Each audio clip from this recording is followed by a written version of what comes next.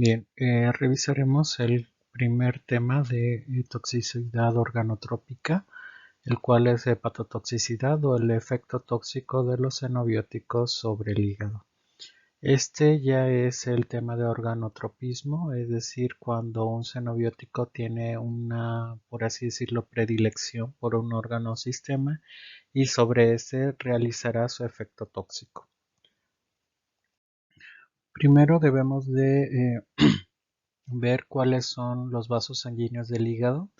El hígado es uno de los órganos más grandes dentro del cuerpo humano, abarca casi el 2% del peso de un individuo, es decir, es un órgano de los más grandes que existen. También contiene diversos vasos sanguíneos, entre ellos está la vena porta, la arteria hepática y la vena hepática. De estas, el 70% del flujo sanguíneo proviene de la vena porta y esta vena porta conllevará sangre de lo que es el intestino delgado, el estómago, el intestino grueso y recto. Es decir, conecta la sangre y los metabolitos xenobióticos, endobióticos que son absorbidos vía gastrointestinal. Es por esto que si un xenobiótico es administrado vía oral o vía gastrointestinal, obligadamente tendrá un paso por el hígado, precisamente por la aportación sanguínea que provee la vena porta.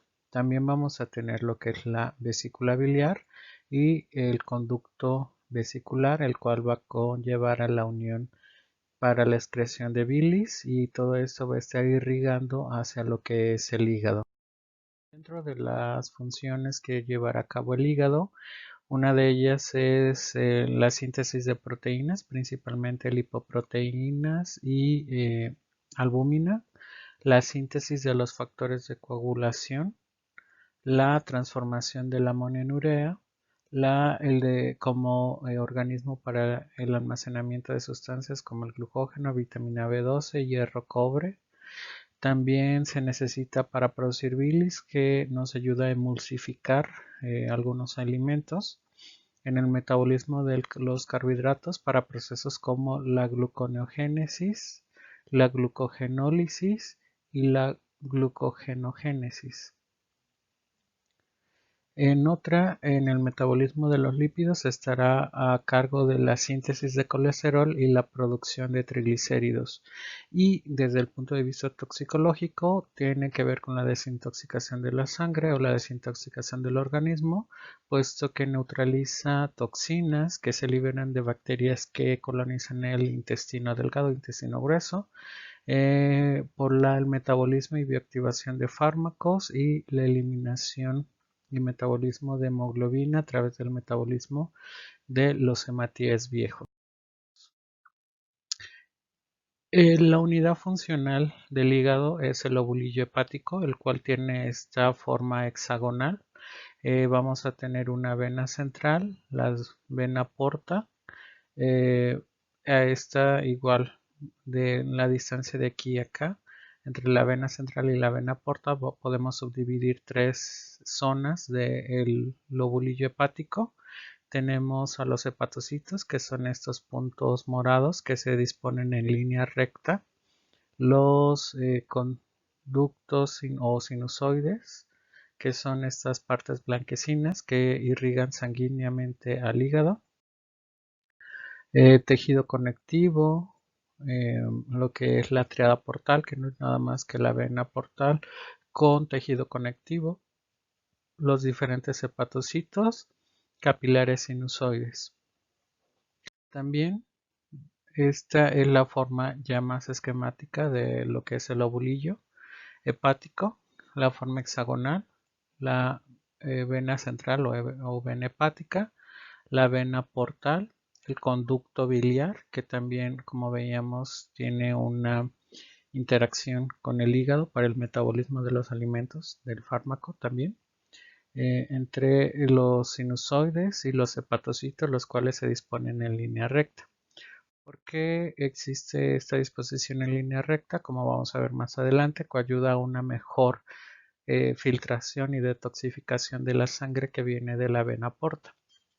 Como ya les había mencionado, nosotros podemos dividir a las zonas de los lobulillos en función de vena porta a vena porta y en función de vena hepática a vena hepática.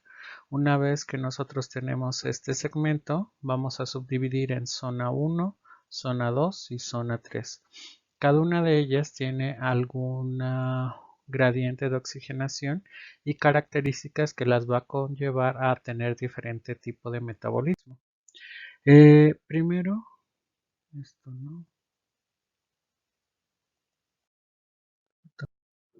Ahora, ¿por qué los hepatocitos se disponen en forma recta, en una línea recta? Primero, recuerden que son irrigados por la vena porta, la cual va a conllevar sangre que proviene del sistema gastrointestinal. Es decir, proviene del estómago, proviene del intestino delgado, intestino grueso, recto, algunos otros órganos que conllevan metabolitos de desecho o xenobióticos o endobióticos. Y esto hace que esta sangre, si quisiéramos verlo así, se encuentre más contaminada. Es solamente una forma de expresión. Se encuentra entonces con diferentes moléculas que cuando van pasando por el trayecto hacia lo que es la vena hepática, entran en contacto con los hepatocitos, de manera tal que al primer hepatocito, que está muy en la cercanía de lo que es la vena porta, tiene una mayor irrigación sanguínea, detoxifica, es decir, elimina las sustancias o metaboliza sustancias que no son esenciales para el organismo, como los xenobióticos, que pueden producir algunos mecanismos de toxicidad. Almacena algunas sustancias como son, por ejemplo, glucógeno, almacena glucosa en forma de glucógeno, entre otras.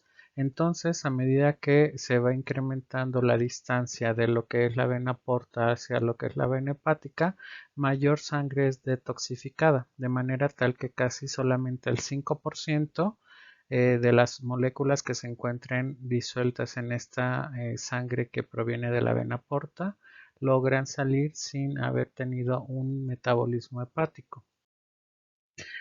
Como ya les había comentado, el ovulillo se puede dividir en tres zonas, las cuales van a tener diferente gradiente de oxigenación.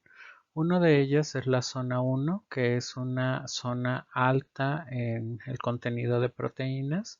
También es muy oxigenada.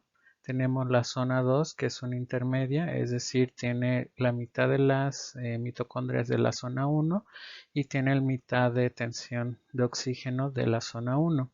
Y la zona 3, las cuales son pobres en cantidad de mitocondrias y también son consideradas como hipóxicas, es decir, con una menor concentración de oxígeno molecular. Esto conlleva a que la zona 1 sea considerada como aquella zona donde se va a llevar a cabo el metabolismo oxidativo. Va a haber metabolismo de lípidos y proteínas, va a haber los procesos de gluconeogénesis, va a haber la transformación del amonio en urea y va a ser abundante en el contenido de glutatión reducido. Mientras que en la zona 3 es una zona rica en la expresión y funcionamiento de los citocromos P450. Esto hace que en la zona 1 se lleve a cabo el metabolismo oxidativo de lípidos. Aquí se incrementan las especies reactivas del oxígeno y estas son neutralizadas por el contenido de glutatión reducido. Ese glutatión reducido va a inhibir lo que es la acción de las especies reactivas del oxígeno, protegiendo al hígado de la oxidación. Mientras que en la zona 3 hay un incremento en lo que son los citocromos P450, que recuerden que pueden llevar a cabo metabolismo de fase 1, reacciones de oxidación, hidroxilación, liberan diferentes electrones libres y si se incrementan esos electrones libres y entran en contacto con el oxígeno molecular, eso incrementaría la producción del anión superóxido, que es una especie reactiva del oxígeno. Así que para inhibir esta formación de este anión, lo que se hace es que hay una disminución en lo que es la tensión del CO2, es decir, es una zona hipóxica. No hay tantas mitocondrias, por lo tanto tampoco van a coadyuvar a la formación de especies reactivas del oxígeno y de esta manera se protege esta zona del daño oxidativo que derivaría del metabolismo de fase 1 por los citocromos P450. También vamos a tener los capilares sinusoides. Los capilares sinusoides no son nada más que una microcapilaridad de tejido endotelial que recubre a los hepatocitos y estos funcionan como filtros. Literal, aquí una de las características que tiene el hígado es que filtra las endotoxinas que son liberadas de las bacterias que colonizan el intestino grueso y pues lo que evita que tengamos periodos de endotoxemia. Si el hígado es incapaz de eliminar las endotoxinas que son liberadas de las bacterias que colonizan el intestino grueso, pues tendríamos una endotoxemia. Por otra parte, también vamos a tener un espacio de Diésel, el cual es este espacio, el cual va a estar entre los hepatocitos y estas células que son células de Kupffer. Las células de Kupffer son células que son similares a lo que viene siendo un macrófago. Estas tienen la función principalmente de metabolizar los hematíes viejos, digerir la hemoglobina y secretar las proteínas. Y también si alguna bacteria del intestino grueso que coloniza el intestino grueso llega a atravesar lo que es este órgano, es llevado a través de la vena porta hacia el hígado para que sea fagocitada a través de lo que son las células de Kupffer. Esta es una célula de Kupffer, se caracteriza como ven en la micrografía por un núcleo de una baja tonalidad. También hay la generación aquí, se tiñen lo que son los hematíes. Recuerden que esta es la principal función de fagocitar hematíes en un estado normal, pero también tienen procesos de inducción de respuesta inflamatoria.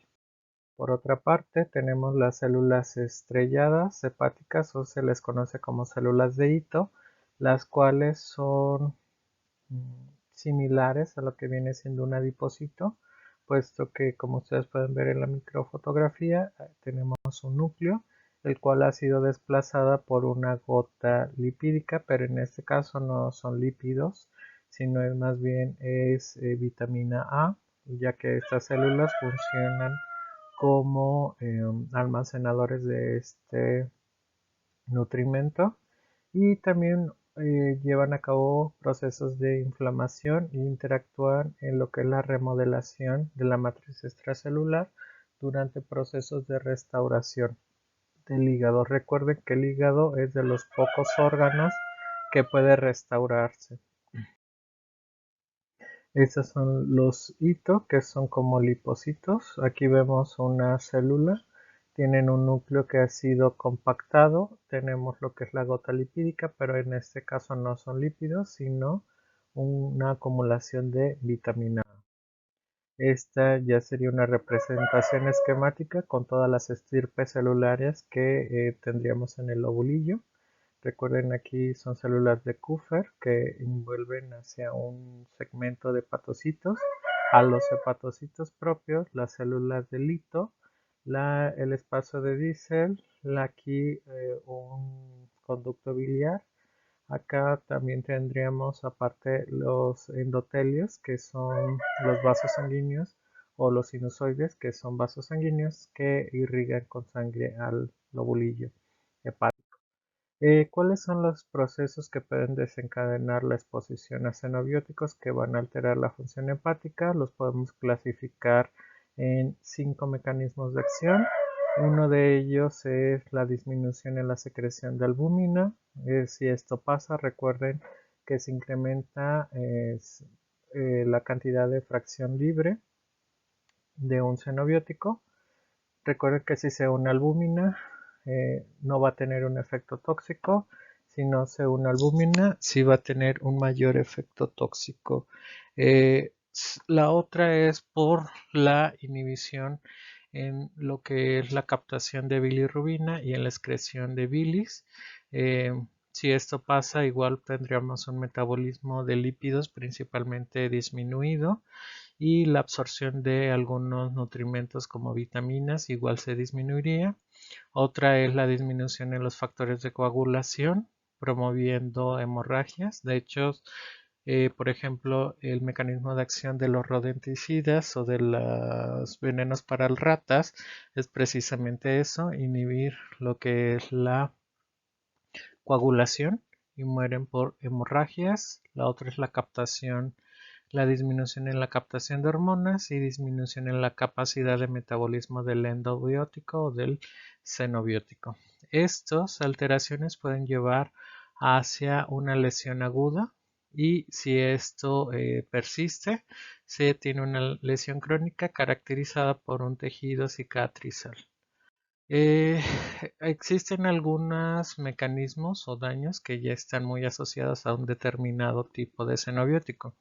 Por ejemplo, la inducción de hígado graso está muy ligada hacia el consumo de etanol, hacia el consumo del ácido valproico y hacia el consumo del tamoxifeno.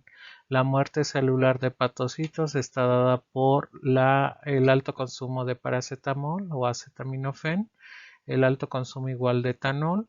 La inducción de una respuesta inmune está asociada al alto consumo de diclofenaco, igual de el consumo de alcohol, una colestiasis canicular, que no es nada más que la destrucción de los conductos biliares, está dada por algunos antibióticos como es la cicloporina.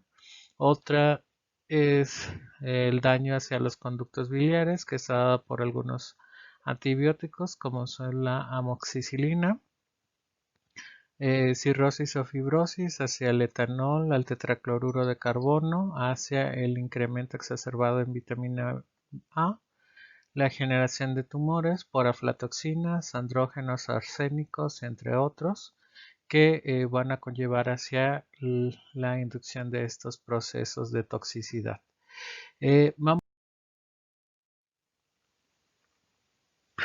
Vamos a ver la inducción de hígado graso por consumo de alcohol. Estas son un grupo de afecciones, dependiendo de la severidad se va clasificando, dependiendo de los signos clínicos y del laboratorio que se presente. Y no es nada más que la excesiva acumulación de grasa dentro del hígado, principalmente dentro de las células hepáticas, que conllevan hacia la alteración en el funcionamiento del hígado y conllevan hacia la generación de enfermedades que pueden conllevar con la muerte del sujeto. Este grupo de afecciones que se dan por el incremento de grasa por el consumo de alcohol las podemos clasificar de acuerdo a su grado de grasa y la inducción de una respuesta inflamatoria. Primero, está la esteatosis hepática o hígado graso. Aquí simplemente hay un incremento en la concentración de grasa en el hígado. Posteriormente viene la enfermedad del hígado graso alcohólica cuando ya el consumo de alcohol se asocia igual con un incremento en la cantidad de grasa en el hígado.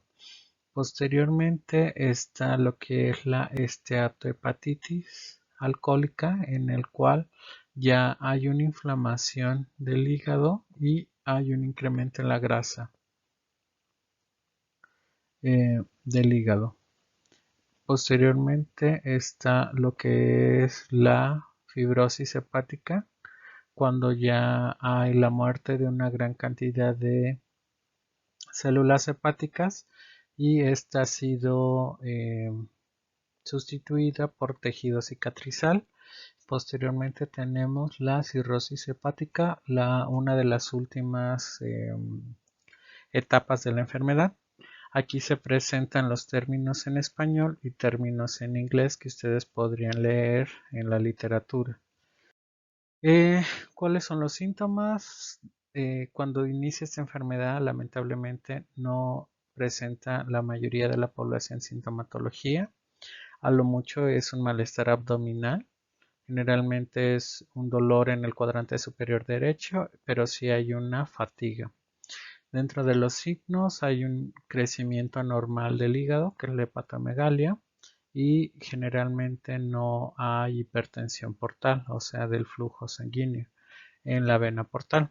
Dentro de las pruebas de laboratorio lo que ustedes van a ver es incremento de la aspartato aminotransferasa y la alanina aminotransferasa de hasta 4 veces, un incremento ligero de hasta 2 veces de la fosfatasa alcalina, un incremento exacerbado de la gamma-glutamiltransferasa, los niveles de coagulación van a estar normales, la concentración de bilirrubina y albúminas séricas igual también van a estar normales y vamos a ver un ligero incremento de la ferritina sérica. Ahora, ¿cómo vamos a realizar el diagnóstico diferencial? Porque el hígado graso es una enfermedad que también se asocia a la obesidad abdominal y hacia la resistencia a la insulina. Por ejemplo, mujeres que tienen ovario poliquístico generalmente tienen resistencia a la insulina y generalmente tienden a tener hígado graso. Hombres y mujeres con sobrepeso u obesidad cuya grasa es principalmente abdominal también tienden a desarrollar hígado graso. Hombres o mujeres con resistencia a la insulina, con diabetes, también tienden a desarrollar hígado graso. Mujeres y hombres también con diagnóstico de infección por virus de la hepatitis B y virus de la hepatitis C también tienden a tener hígado graso. Entonces, como ustedes pueden ver, existe una gran cantidad de condiciones clinopatológicas que se asocian con el desarrollo de hígado graso. ¿Cómo vamos a poder diagnosticar un hígado graso alcohólico de otra entidad? Primero, debemos realizar las enzimas hepáticas donde veríamos un incremento en ALAT y ASAT. Recuerden, una es la alanina aminotransferasa y otra es la aspartato aminotransferasa, las cuales se van a ver incrementadas, pero también vamos a ver un alto incremento en la gamma-glutamiltransferasa, la GGT. Esta es la que nos va a servir mucho para diagnosticar si el hígado graso es alcohólico o no alcohólico. También vamos a excluir la infección por virus de la hepatitis B o de la hepatitis C. Vamos a valorar el consumo de alcohol. Si el consumo de alcohol es menor a 2 copas y entiéndase por una copa un vaso tequilero de alcohol para bebidas que son destiladas como son vodka, tequila, mezcal, aguardiente, brandy, rones, todo esto que es destilado debe ser un consumo menor a 2 copas, que son vasitos tequileros, o menor a 2 cervezas, si son el equivalente a 2 cervezas, que sería como 270 mililitros de bebidas fermentadas como son cervezas y quizás pulque, quizás también vino. Si esto es menor a este consumo, diremos que es un hígado graso no alcohólico.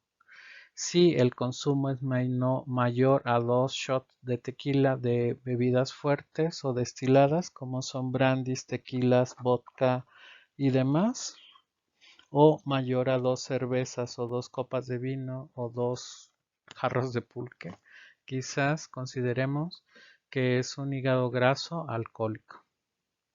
Ahora bien, dentro del metabolismo del alcohol, que se asocia mucho con el desarrollo de hígado graso, está lo siguiente. Ustedes recordarán que el etanol se metaboliza a acetaldehído y este acetaldehído es generado por la alcohol deshidrogenasa y por el sistema microsomal para la oxidación del etanol o el citocromo 2E1.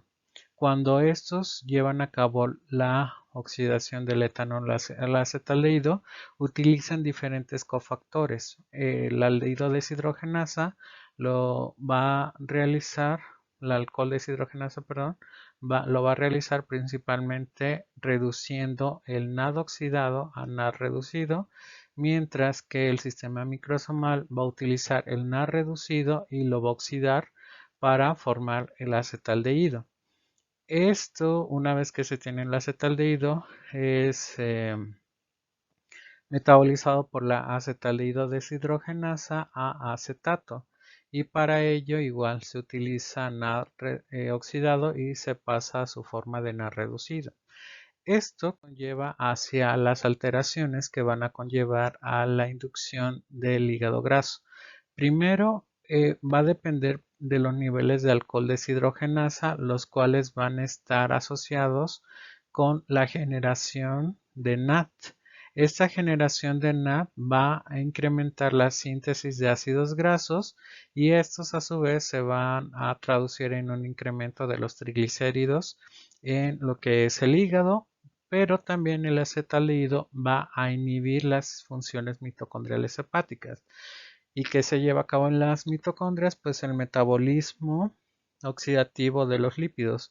Por lo tanto, tenemos más síntesis, pero menos metabolismo. En el segundo hit o segunda etapa es que se incrementa el estrés oxidativo. Hay una oxidación de diferentes macromoléculas como son proteínas, lípidos y DNA, lo cual va a conllevar a la necrosis y subsecuente respuesta inflamatoria. Recuerden que solamente el incremento en grasa lo conocemos como hígado graso, la inducción de inflamación con grasa, pero inflamación por células de Kupffer, lo vamos a considerar como esteatohepatitis. Posteriormente, en el tercer nivel es cuando ya hay un infiltrado de macrófagos, es decir, no solamente son células de Kupffer, sino macrófagos no hepáticos, hay un incremento igual de especies reactivas del oxígeno, son mayor grasa, pero hasta aquí, hasta la etapa 3, todavía puede ser reversible. ¿De qué va a depender? De que el paciente deje de consumir alcohol. En la etapa 4 simplemente ya es la fibrosis por tejido cicatrizal y en la etapa 5 podemos llegar hacia carcinogenosis. Eh, Tenemos nosotros un biomarcador clínico que nos puede ayudar mucho en el diagnóstico del hígado graso y sobre todo a determinar si es hígado graso alcohólico o no alcohólico. Este biomarcador clínico es la gamma-glutamiltransferasa. La gamma-glutamiltransferasa es una enzima que se encuentra principalmente en el retículo endoplásmico de los hepatocitos. Cuando existe un incremento en el consumo de alcohol, se ha observado que esta enzima pasa de lo que es el retículo endoplásmico a fusionarse con la membrana plasmática. Todo esto derivado del consumo crónico de alcohol. Eh, Esto se realiza principalmente porque hay un incremento en las especies reactivas del oxígeno. Recuerden que se incrementan porque hay un elevado metabolismo de fase 1 por el citocromo 12-1. Esto promueve igual que la gamma-glutamil se transfiera hacia la membrana plasmática. Una vez que se encuentra en la membrana plasmática en el hígado de la gamma-glutamiltransferasa, va a haber una mayor liberación de esta enzima hacia los sinusoides. Recuerden que los sinusoides son los vasos capilares que irrigan al hígado y una vez que llegan hacia estos sinusoides se liberan a través de estas microvasos sanguíneos, los cuales van a conllevar la sangre de la vena porta hacia la vena hepática, conllevando el incremento de la gamma-glutamiltransferasa en suero, que es la que vamos nosotros a determinar. ¿Qué tan sensible, qué tan específico es este biomarcador para el consumo del alcohol? Es altamente sensible y específico. Generalmente, comparado contra un grupo control, una persona que bebe crónicamente alcohol contiene generalmente hasta 3 veces más el valor de esta enzima, la gamma-glutamiltransferasa, y se ha observado que si el paciente deja de consumir alcohol, también los niveles de gamma-glutamiltransferasa van a disminuir en función del tiempo de abstinencia, es decir, el tiempo en el cual un individuo alcohólico deja de beber. Entre más tiempo pase sin beber, como ustedes pueden observar, mayor va a ser la disminución de la gamma-glutamiltransferasa. Esto significa que esta enzima es un biomarcador muy sensible y específico para que nosotros podamos determinar si un individuo empieza a consumir alcohol, si ha dejado de consumir alcohol, si su hígado graso es asociado al consumo de alcohol o no. Aquí se presenta un estudio de corte donde se realizó la determinación de la gamma-glutamiltransferasa en pacientes con hígado graso alcohólico y en un grupo control. Como ustedes pueden observar, el grupo control tiene un nivel de 13 unidades contra 195 de las personas que que consumen alcohol o tienen la enfermedad de hígado graso alcohólico. Aquí animales de experimentación, igual solamente se observa un incremento del doble, lo que nos sugiere que la gamma-glutamiltransferasa es muy sensible, sobre todo en humanos. Acá se determinaron otras enzimas hepáticas como la aspartata aminotransferasa y alanina aminotransferasa y la relación entre estas dos enzimas, además de la glutamato deshidrogenasa. Recuerden que la aspartata aminotransferasa y la alanina aminotransferasa se elevan cuando hay inflamación hepática o destrucción de los hepatocitos. En este caso se midieron en función del porcentaje de hígado graso que tuviera y como ustedes pueden observar pues no hay un incremento exacerbado en comparación con la gamma-glutamiltransferasa. Es decir, aquí la enzima que más nos va a hablar de que es un hígado graso alcohólico es precisamente la gamma-glutamiltransferasa. Ahora, no solamente la exposición a etanol va a estar asociado con un incremento en lo que son los lípidos hepáticos, también la exposición, por ejemplo, a clorpirifos, que es un plaguicida de tipo organofosforado, también incrementa la concentración y acumulación de lípidos neutros, precisamente en una línea celular de hígado, como es la MCFR 7777.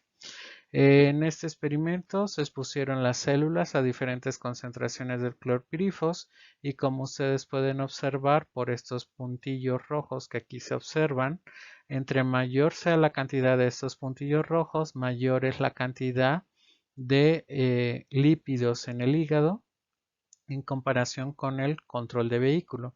Acá, como ustedes pueden observar, existe una relación dosis-respuesta, es decir, se incrementa mayor la concentración del xenobiótico, también hay una mayor concentración de ácidos grasos. En este mecanismo de acción, que como veíamos en el anterior, se asociaba por el incremento en NAD, aquí lo que nosotros estamos observando es un incremento en una enzima que es la ácido graso sintetasa. La ácido grasa sintetasa pues lo que va a hacer es el incremento en la síntesis de lípidos y precisamente la exposición a clorpirifos eleva esta enzima. Como ustedes pueden observar, aquí se incrementa en Western blot y en ELISA y se observa un incremento en esta enzima, con lo cual se pudiera esperar que existiera un incremento de los lípidos en estas células.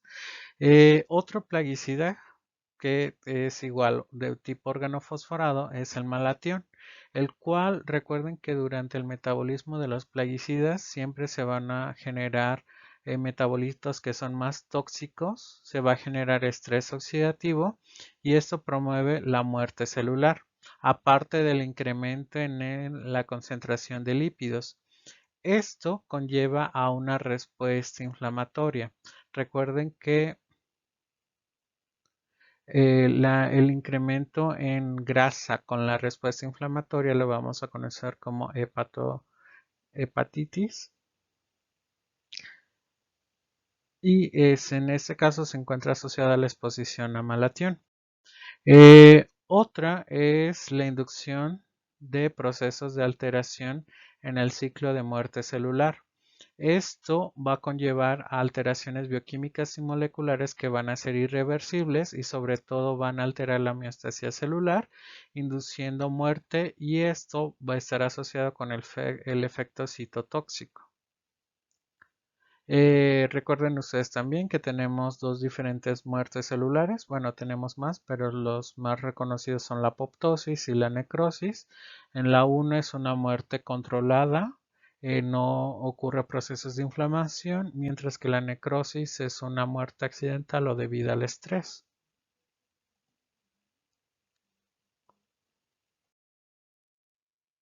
Ahora, el proceso de necrosis y apoptosis en el hígado está muy regulado, porque si hay un incremento de apoptosis o de necrosis van a conllevar hacia algo que es la fibrosis, que no es nada más que la generación de fibras de tejido conectivo rígido, es como una cicatriz, como una costra en el hígado, el cual pues va a alterar su funcionamiento. ¿Cómo se realiza esto? Primero, un hepatocito que ha sido marcado para la muerte celular generalmente va a inducir muerte por apoptosis.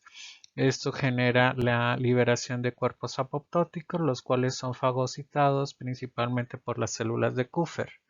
Si estos fagocitos que son aquí son estimulados por los cuerpos apoptóticos, van a conllevar hacia una respuesta inflamatoria. Pero aquí digamos que estos son procesos relativamente muy normales en la fisiología del hígado. Cuando ocurre un elevado incremento de los cuerpos apoptóticos, esto van a conllevar primero a la activación de las células de Kupffer. La activación de las células de Kupffer van a estar asociadas con la generación de una respuesta inflamatoria. Ahora, si estas células de Kupffer son sobreestimuladas o sobrepasadas, es decir, que se generan tantos cuerpos apoptóticos que las células de Kupffer ya son incapaces de fagocitarlos, estos pueden activar a las células de hito. Las células de hito, recuerden que son como adipocitos, que acumulan una gota lipídica de vitamina A. Cuando estos entran en contacto con los cuerpos apoptóticos, comienzan a ser activados para generar procesos de fibrosis. Eh, Esto conlleva, chicos, volviendo al ejemplo del hígado graso alcohólico, a procesos de cirrosis y de cáncer hepático. Por ejemplo, primero vamos a tener el hígado normal, hay un consumo de alcohol, va a haber un incremento en lo que son el contenido de grasa. Aquí esto nos está indicando que hay un incremento en el contenido de grasa, pero si el paciente deja de beber, se resuelve y podemos tener un hígado normal.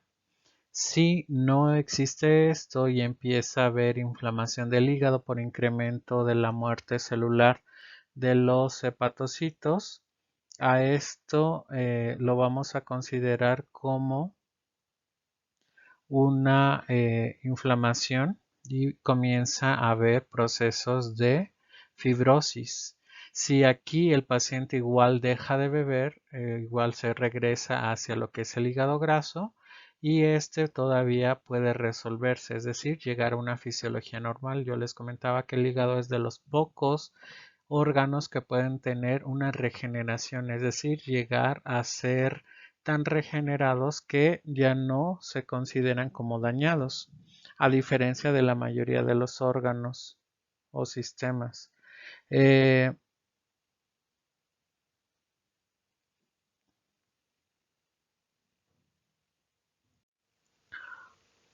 Ahora, si el paciente sigue continuando con el consumo de alcohol, obviamente esto va a conllevar hacia lo que es la cirrosis, que es cuando las células de hito son estimuladas por los cuerpos apoptóticos de los hepatocitos, y esto posteriormente evoluciona a hepatocarcinoma. ¿Por qué evoluciona? Porque los hepatocitos ya son alterados. Recuerden que el alcohol es un genotóxico mutagénico, carcinogénico, el cual va a incrementar la tasa de mutación en el DNA, va a incrementar la proliferación celular y esta generalmente las células que van a proliferar son células ya dañadas y van a conllevar a la inducción de cáncer hepático o hepatocarcinoma. Aquí tenemos fotomicrografías de lo que es un hígado graso. Aquí se observan, o como pueden ustedes observar, es el cúmulo de lípidos en lo que es el hígado. Y acá ya se presentan, este es el proceso de cirrosis. Vean que en cada lobulillo, o sea, cada eh, podamos decirlo como vesícula que se observa, hay un incremento alrededor de tejido conectivo fibroso y aquí ya vemos un proceso de hepatocarcinoma, es decir, empieza a haber la proliferación descontrolada de células carcinogénicas, en este caso de hepatocarcinoma. Ahora, no todos los mecanismos de toxicidad recaen sobre el hígado. Existen algunos que van a estar asociados principalmente por la alteración de la funcionalidad de la vesícula biliar o de los conductos de la vesícula biliar y uno de ellos es la inducción de colesteasis canalicular, la cual se caracteriza por una reducción en la formación de la bilis o por un lento paso de los solutos hacia la bilis. Principalmente vamos a tener características clínicas como el incremento en la bilirrubina y una ictericia.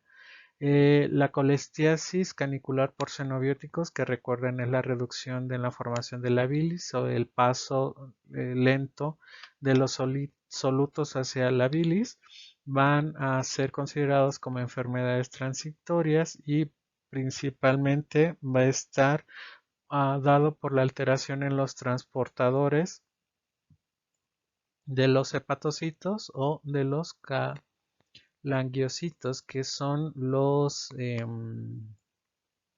células que van a formar la vesícula biliar.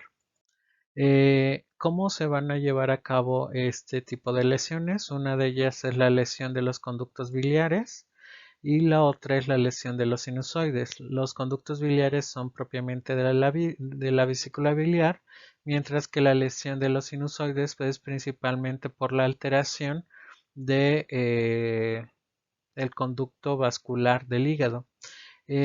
Una de la lesión de los conductos biliares va a estar dada por un incremento en la ASAT, la aspartato aminotransferasa.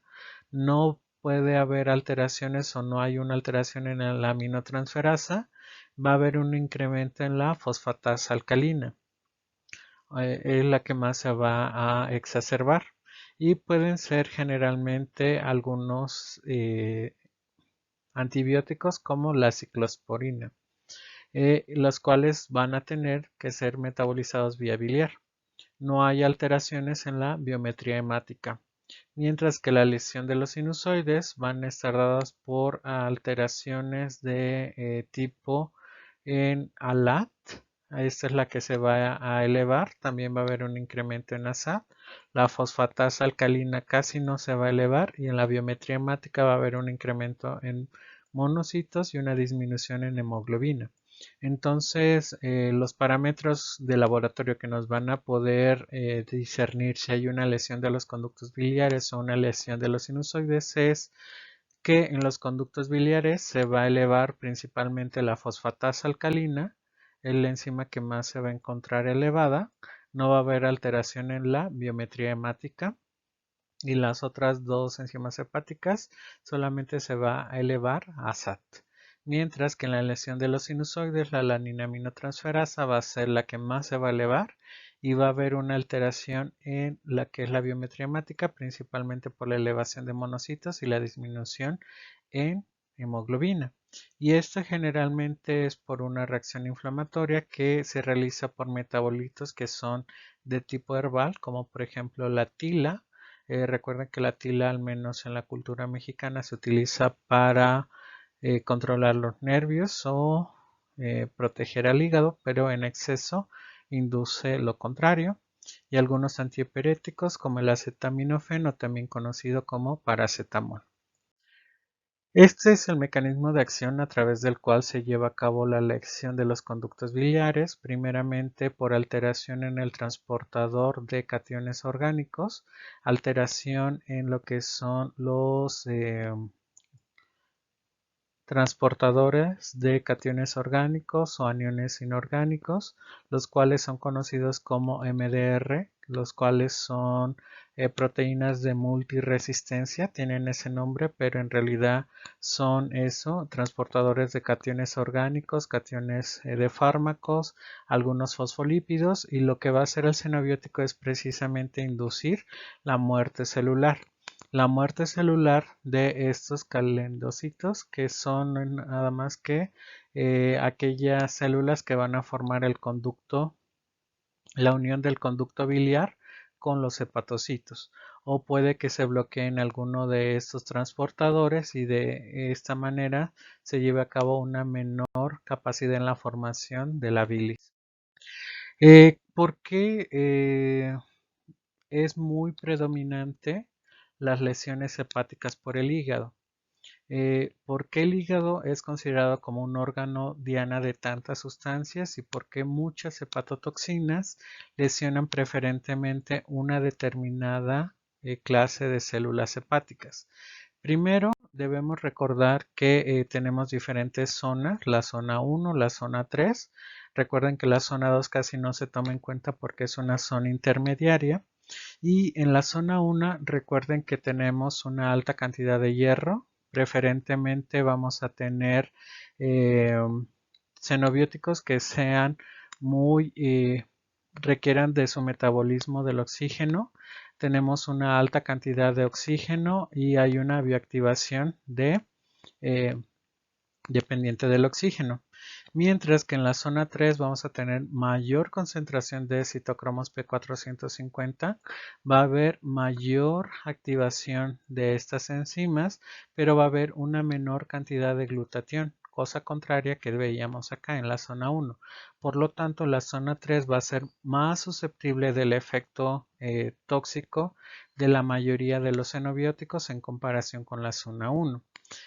Los conductos biliares, por su otra parte, vamos a tener aquellos fármacos que vayan a ser metabolizados vía biliar y que tengan una alta predisposición a ser emulsificados. Una emulsificación es la mezcla de lípidos con agua y si esto ocurre, que el xenobiótico sea anfipático, pues va a tener una mayor predilección por afectar los conductos biliares. Por otra parte, el endotelio del sinusoide puede ser una gran vulnerabilidad hacia los metabolitos tóxicos, ya que tiene una menor cantidad de glutatión y también casi no tiene una defensa antioxidante. Las células de Kupffer van a ser más susceptibles de ataque por las endotoxinas. Recuerden que estos son como macrófagos y por lo tanto los pueden alterar, y las células de hito o estrelladas pueden ser susceptibles al exceso de consumo de vitamina A y al exceso de consumo de etanol. Ahora recuerden también que en el hígado se va a biomagnificar la concentración de cualquier xenobiótico. ¿Por qué? Por ejemplo, eso representa lo que viene siendo el estómago, los intestinos, intestino grueso, intestino delgado, van a estar en contacto en pequeñas concentraciones del xenobiótico. Cuando estos xenobióticos son pasados hacia lo que es la vena porta, obviamente aquí se va a biomagnificar. ¿Qué es biomagnificación? Vamos a incrementar la concentración del xenobiótico simplemente porque esta sangre va a captar todas las mini concentraciones a las cuales el intestino grueso, el estómago, el intestino delgado se encontraron expuestos, y obviamente el hígado va a estar expuesto a una mayor concentración de estas sustancias. Por lo tanto, tiene un contacto directo con las sustancias y también puede llevar hacia lo que es la inducción de muerte o procesos de toxicidad. Y uno de los últimos procesos a través del cual se induce hepatotoxicidad es por la formación de reacciones inmunoalérgicas. Esto es cuando un xenobiótico promueve la inducción de una respuesta autoinmune o de una respuesta alérgica hacia un determinado xenobiótico. ¿Cómo ocurre esto? Esto principalmente va a estar dado por fármacos. Una vez que el fármaco entra en contacto con el hepatocito, recuerden que se va a llevar a cabo el metabolismo de fase 1 a través de los citocromos P450 y esto puede conllevar hacia la generación de metabolitos altamente reactivos que se pueden unir hacia proteínas endógenas, formando estos cuerpos que se les conoce como cuerpos endógenos de farmacoproteína. Y si el reto es bastante, que se consuma una gran cantidad de fármacos, se va a conllevar hacia la muerte celular, se liberan entonces estos complejos fármaco-proteína y son detectados como inmunogénicos, es decir, se detectan como cuerpos extraños al organismo y una vez que se procesa por el sistema inmunitario se generan anticuerpos. Obviamente aquí puede haber una reacción cruzada, es decir, que una parte del procesamiento de estos cuerpos antígeno-anticuerpo puede conllevar hacia el reconocimiento de proteínas propias como extrañas, se monta una respuesta antiinflamatoria y de esta manera se puede llevar a cabo por la acción de citotoxicidad, que es la inducción de muerte celular por el reconocimiento de autoanticuerpos hacia una proteína endógena. De esta manera, cuando se genera un segundo contacto, que otra vez el paciente vuelve a entrar en contacto con el xenobiótico, se incrementan estos cuerpos de farmacoproteína que se exponen ahora hacia el exterior de las células, son reconocidas igual por los anticuerpos, los autoanticuerpos, y se genera una respuesta inflamatoria y que conlleva hacia la muerte celular. Estos son algunos xenobióticos que pueden generar este tipo de hepatotoxicidad.